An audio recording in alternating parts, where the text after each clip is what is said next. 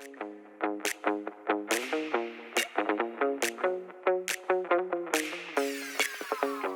we actually start, can I also just say huge thanks for this space.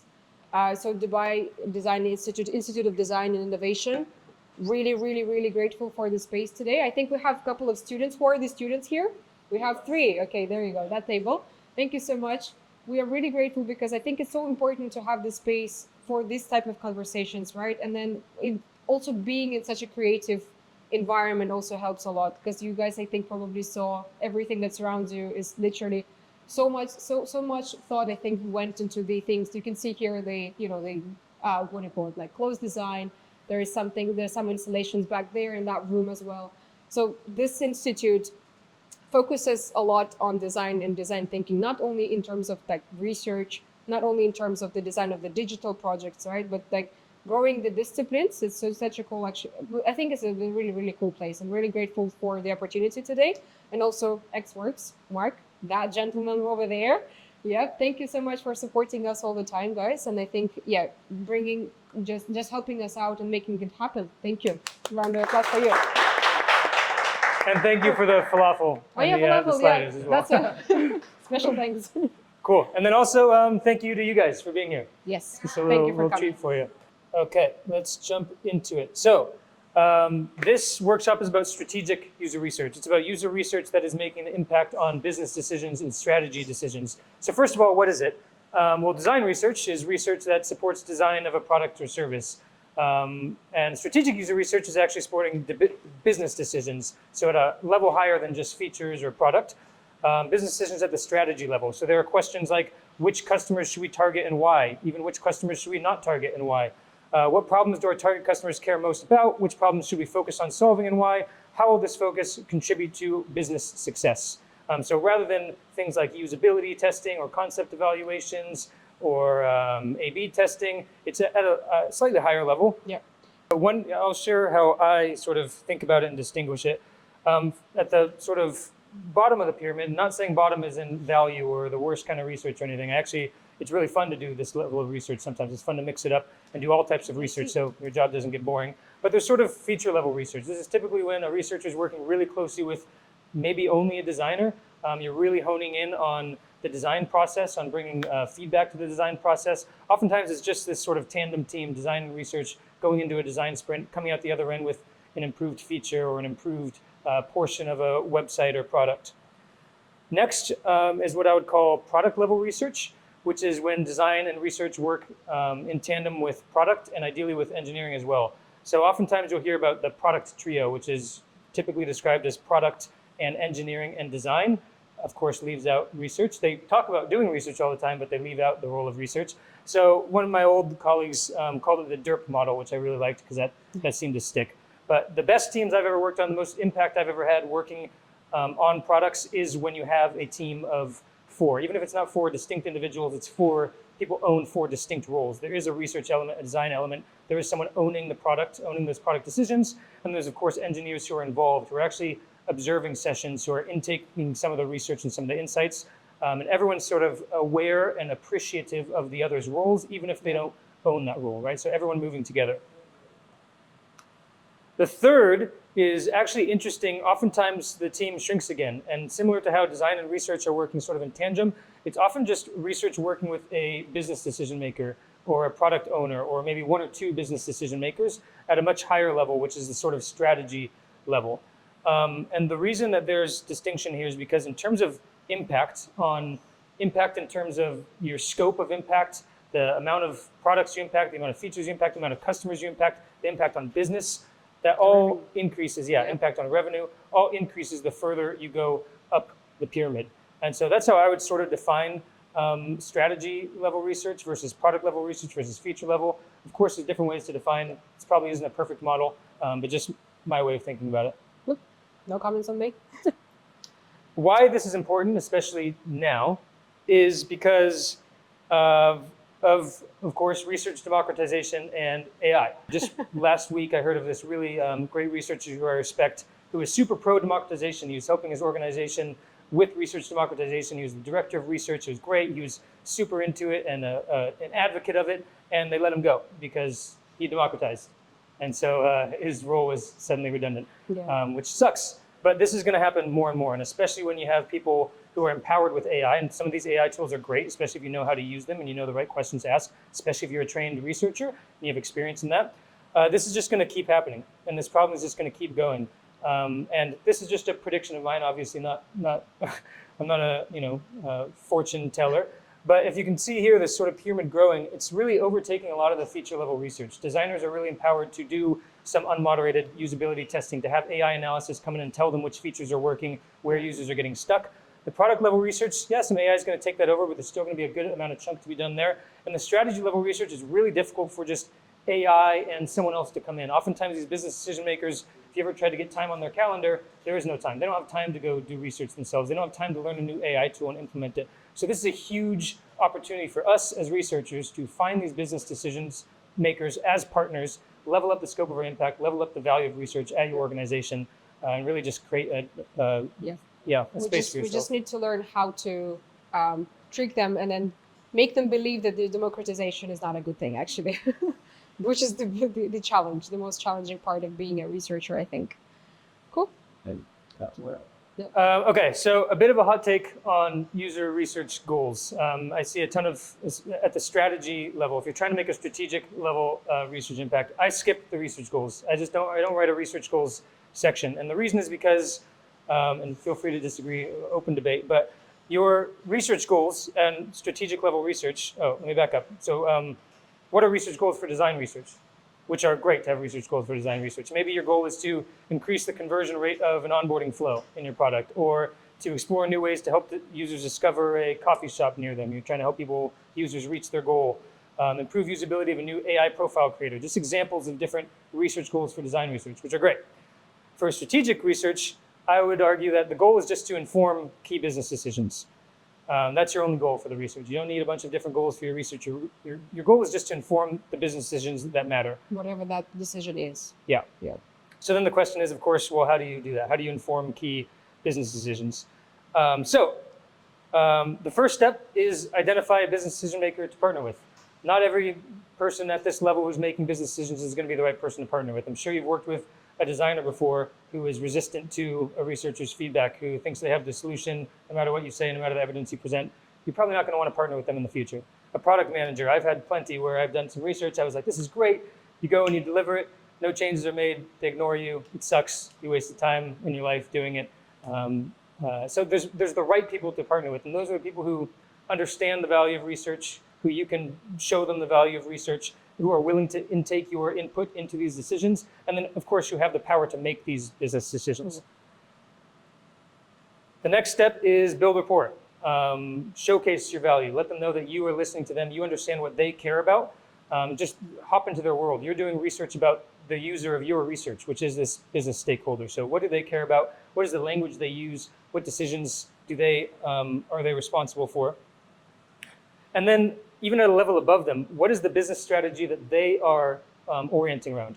What business objectives do they have? Does the company have that this particular stakeholder is interested in contributing to or contributing towards? And what is their role in contributing to it?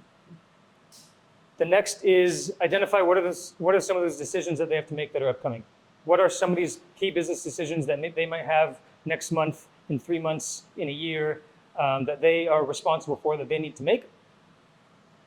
And then what are their knowledge gaps that are preventing those decisions? So what do they wish they knew about that decision? What questions do they have that if they had the answer to, they can make that decision with confidence, informed, evidence-based? And then, of course, you're starting to put together your plan. How can research help answer some of these questions? And then act, conduct the research. Yeah. Whole nother talk on how to make the outcome of your research impactful. But in terms of identifying strategic research and identifying key business decisions, this is a way that might work for you. Yeah.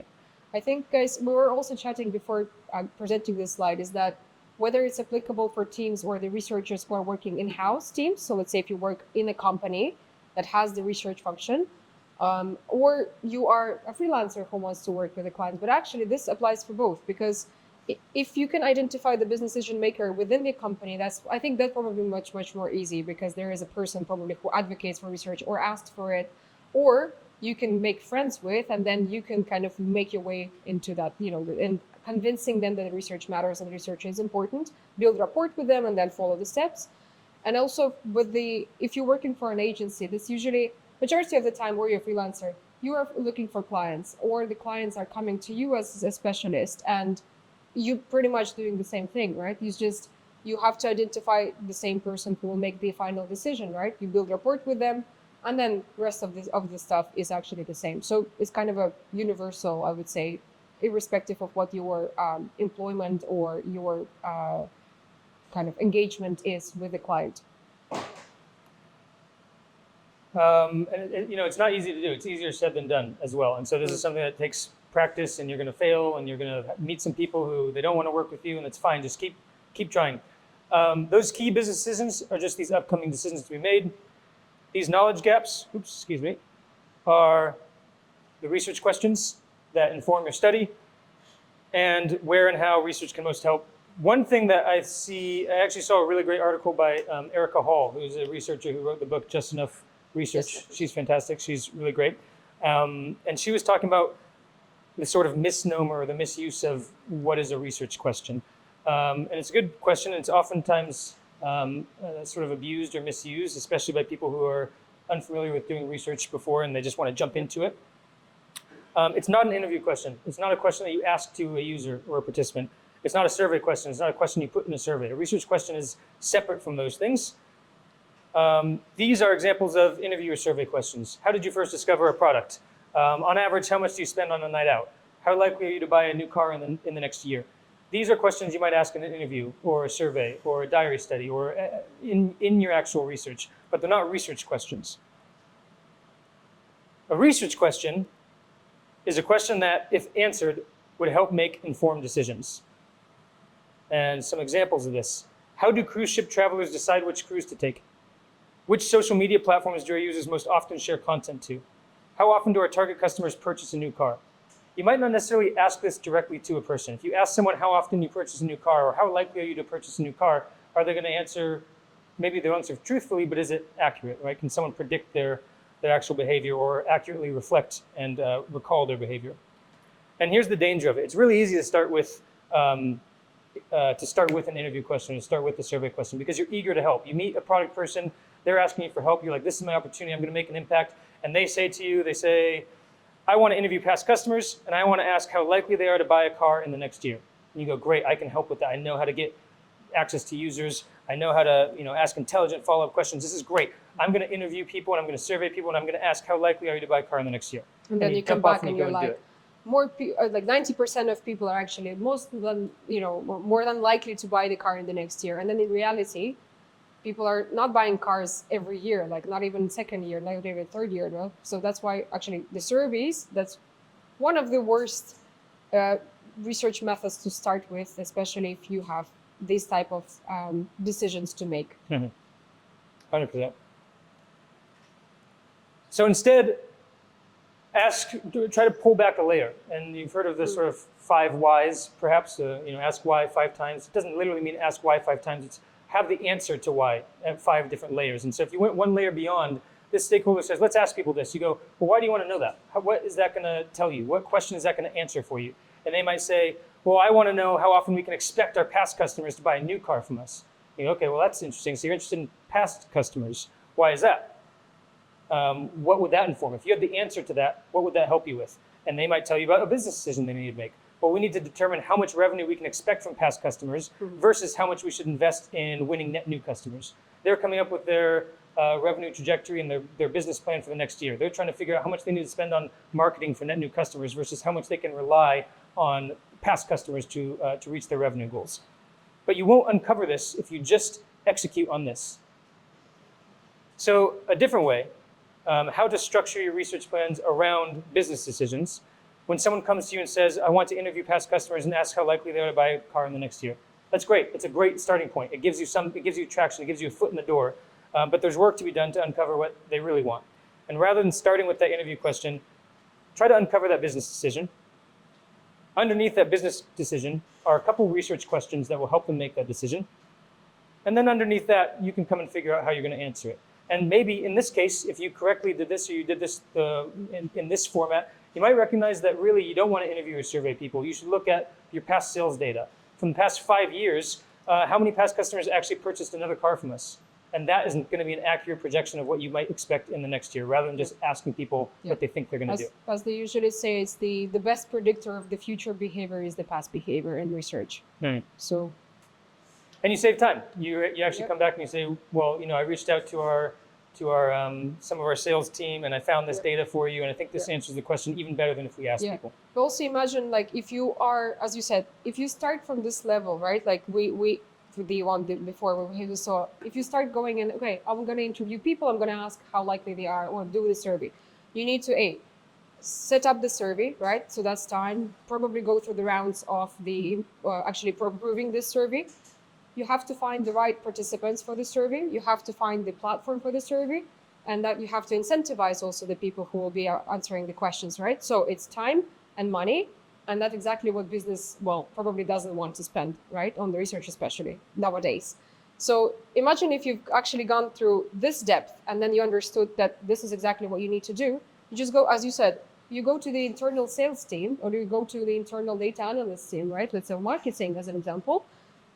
And you have your answer, and you save time, you've saved the budget as well, and then Bob's your uncle, right?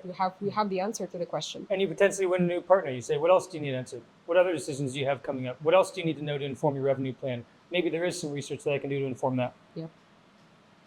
So structuring your research around business decisions. So you're talking to someone, you're understanding what's going on in their world, what they care about, how it boils up to the broader business strategy. You're uncovering which decisions they're responsible for and need to contribute to. And underneath each of those decisions, you have research questions that will inform that decision. Only then you should turn to what methodology is best suited for it. Maybe a survey will answer some of these. Maybe some interview will answer one of these. Maybe a diary study is best suited for a couple of these. And you start to say, okay, based on our limitations, we have 2 months, we have X amount of budget. Survey's only going to help marginally. I think we should really focus on, interview's only going to help marginally. I think we should really focus on a diary study combined with the survey. And this is our plan. And I'm going to propose this, and we're going to answer these questions. And this is why, and it's great. And it's all tied to business decisions. And the best part is, if you structure like this in your analysis, you're finding answers to these questions, and you know exactly how they impact business. And you can start to report back in. You have to make this decision. Here's a bunch of knowledge that can help you support that decision. So it's really easy and powerful on the other end when you're doing analysis and presenting some of your findings. Cool. So, introducing today's workshop, which is how to structure a research plan. The fun part, Fun part, around business decisions to maximize the impact of your research. So we're just going to mix you together in groups, I think, then mix up so that at least one researcher is in one group. Yeah, that's a good plan. Yeah? Okay. Yeah. You will have a business decision maker, okay? We will introduce you to an agent that you're going to have to work with. I think we're going to, building rapport, we'll try to do that. Let's assume you have a bit of rapport with this person. They're reaching out to you already. Yeah. So what we want you to learn. Sorry, it is still important to learn what they care about, right? You have a rapport for them, they're reaching out to you, but step one is also what's happening in your world. What do you care about? So what we want you to do is they interview that person, okay?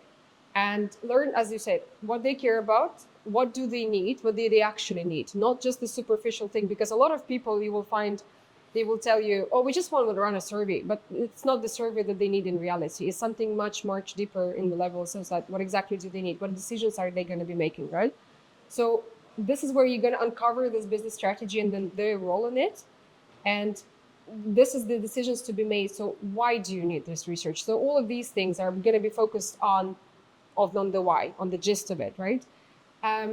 Once we identify you identify the knowledge gaps and everything, this is where we're going to have and want you to create the proposal for the person that you're going to speak to, right? So once you understand where they're coming from, their context, their ask. So you will meet the business leader. You will create this study plan. So the study plan or the research plan is going to be a proposal for them, so that is focused around the decisions that they need to make, right? And you will have to present that proposal, but we're going to do the presentations to each other, right? And that will also help us to, it's an opportunity to ask questions and learn from each other as well, because we're pretty sure that different groups are going to come up with something different. If that's the case, that's actually perfect, because we're going to discuss that more. That's kind of the idea, right, behind today's workshop. So we're gonna try to learn how to do that. Is Ragav. He's a director of the customer experience in an automotive company. It's an automotive dealership. And they are going through the digital transformation currently. So the part of this digital transformation, so what they're trying to do is to develop a new app, the new mobile app for their customers. And what they want to do is to replace the old app with a new one, but they're trying to figure out what kind of things they need to put in the app, right? So people are now, they know that what services they offer is car servicing, sales, after sales, like the pre-owned car sales. But what they're trying to do is build the roadmap essentially for their app. So this is a template of a study plan. I've created some cheat sheet with some questions that you can ask. Feel free to use these, and it might get productive responses. Feel free to come up with your own. But the goal is treat this agent, this AI agent, like an actual conversation. Pretend this is a real person. Have a conversation with them. They reached out to you with that email. What would you say? Come up with responses as a group. Have fun with it. It's possible to cheat the system, so don't try to cheat the system. Just role play, okay? It's more fun if you role play, and you'll get more out of it. And then the goal is, as you're learning, this is a little template for you. So this research plan is going to have some context around it. If anyone else came to this study plan, they would just want to briefly, in 2 or 3 sentences, understand what you're talking about and what the research is for. Understand that broader business context, that business strategy. Don't worry about the research goals. Your research goals are to inform these questions. What are the questions that this person needs to answer? What are the criteria in terms of who they need to get the answer from? And then down here, you can start tying research questions to specific business decisions. So what this helps you do is start to plan your research. And towards the right, you can do this last. You don't have to use this column if you don't want to. You can start to say a survey would help with this, a diary study would help with this is a method that would help with this, and start to come up with your proposal. There's going to be limitations around budget, timeline, all that stuff. So come up with an idea and pretend like you're coming back to this business stakeholder and saying, this is the research we think you should do. These are the questions it's going to answer. This is why it's the most value for your money.